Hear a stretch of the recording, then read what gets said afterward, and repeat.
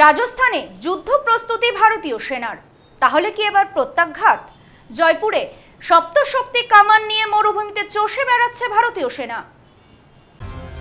দক্ষিণ এশিয়ার দুই প্রতিবেশী ভারত ও পাকিস্তানের মধ্যে আবারও ছায়া যুদ্ধের আবহ তৈরি হয়েছে।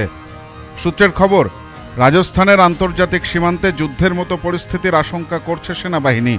জানা যাচ্ছে, পাকিস্তানের পক্ষ থেকে সংঘর্ষ বিরতি লঙ্ঘনের খবর আসছে। সেনা সূত্রের খবর, নির্দেশ পেলে পাল্টা আঘাত হানার জন্য সম্পূর্ণ প্রস্তুত ভারতীয় সেনাবাহিনী।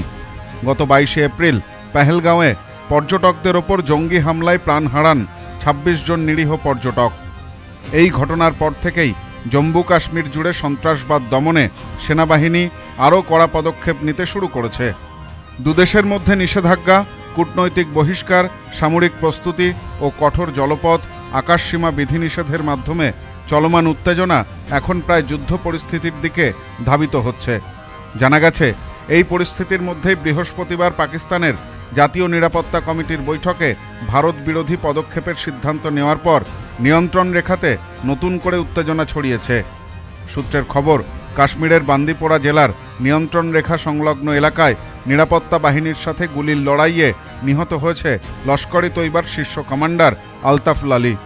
সেনা সূত্রে প্রকাশিত খবরে এই তথ্য জানানো হয়েছে। বান্দিপোরার কুলনার বাজিপোড়া এলাকায় তল্লাশি অভিযান চালাচ্ছে সেনাবাহিনী। সে সময় গোপনে লুকিয়ে থাকা জঙ্গিরা হঠাৎই নিরাপত্তা বাহিনীর ওপর গুলি ছুটতে শুরু করে। সেনাও পাল্টা জবাব দেয়। এই গুলির লড়াইয়ে আলতাফ নিহত হয়েছে বলে জানা গেছে। প্রধানমন্ত্রীর হুঁশিয়ারি ও ভারতের কৌশলগত জবাব। হামলার একদিন পর বৃহস্পতিবার বিহারে এক নির্বাচনী সমাবেশে ভারতের প্রধানমন্ত্রী নরেন্দ্র মোদী কড়া হুঁশিয়ারি দিয়ে বলেন, এই হামলাকারীরা এবং তাদের ষড়যন্ত্রকারীরা এমন শাস্তি পাবে যা তারা কল্পনাও করতে পারেনি। পৃথিবীর শেষ প্রান্ত পর্যন্ত গিয়ে আমরা তাদের খুঁজে বের করব।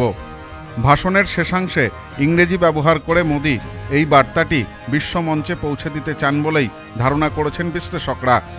একই দিনে ভারতের সেনাবাহিনী রাজস্থানে অত্যাধুনিক man portable anti tank guided মিসাইলের সফল পরীক্ষা চালায়। বাহিনীর এক্সারসাইজ আক্রমণ নামে রাফায়েল ও SU-30 যুদ্ধবিমান দিয়ে সীমান্ত এলাকায় মহড়া শুরু করে। নৌবাহিনীও আরব সাগরে INS সুরাত থেকে অ্যান্টি মিসাইল সিস্টেমের সফল পরীক্ষা চালানোর ঘোষণা দেয়। এক কথায়, উত্তপ্ত পরিস্থিতির মাঝে মরুভূমির তপ্ত বালিতে প্রস্তুতি একেবারে তুঙ্গে ভারতীয় সেনার। Bureau report, news no man's land. Sampriti guest house, hotel and restaurant. সমস্ত আধুনিক সুবিধাযুক্ত AC double bedroom, standard double bedroom, twin bedroom, deluxe double bedroom. আমাদের হোটেলেই রয়েছে বাঙালির খাবার সহ মাল্টি কুইজিন রেস্টুরেন্ট। শহরের মধ্যে অথচ সম্পূর্ণ নিরাপদ পরিবেশে থাকা খাওয়ার একমাত্র ঠিকানা Sampriti guest house, hotel and restaurant, Chakdah road, টবাজার, বনগাঁ। ফোন 03215257603।